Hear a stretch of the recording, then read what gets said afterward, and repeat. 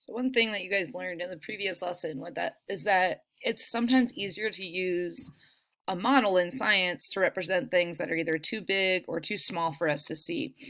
So what I'm going to show you is a video of, it's actually another science teacher using a physical model that we call a stream table to see how water affects land and to see if we can learn anything about the landforms on Earth and Mars.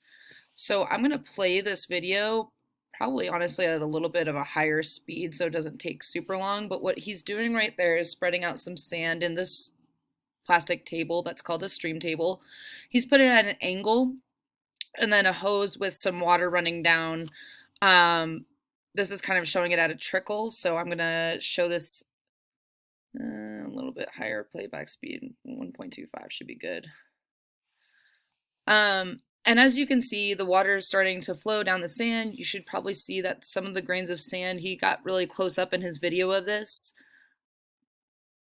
are kind of being pushed off to the side.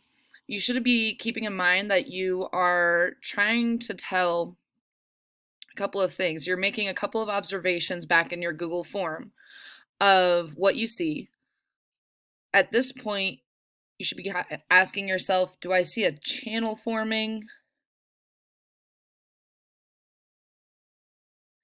And then keep in mind you're using those words from the word bank to make some observations about what you see, whether there is a channel or not. Is it wide? Is it narrow? Curvy, flowing, things like that. Those are words that you're using from the word bank. What I'm going to do is speed up to this part.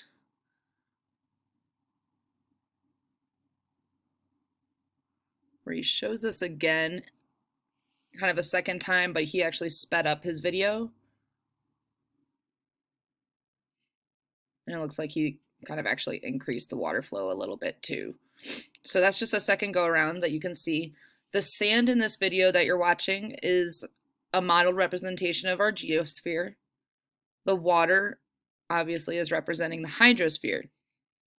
And what I want you to start asking yourself in a little bit here is, did a landform remain even after that water that he's pushing into this tank, even after that water stops flowing? Did a landform remain? I also want you to think about how was a model helpful in this demonstration, because like I said, the sand's representing the geosphere, the water's representing the hydrosphere on a planet. So think about why a model might be helpful in this demonstration. Think about how long it took for you to see a channel forming in that amount of sand. Okay, and just given the amount of water and amount of sand that you can see that he's using in this model. Normally I would do this in front of you guys in person, but we got to work with what we got in terms of tech because I'm not able to see you in person for an extended period of time. If you need any help, always feel free to reach out.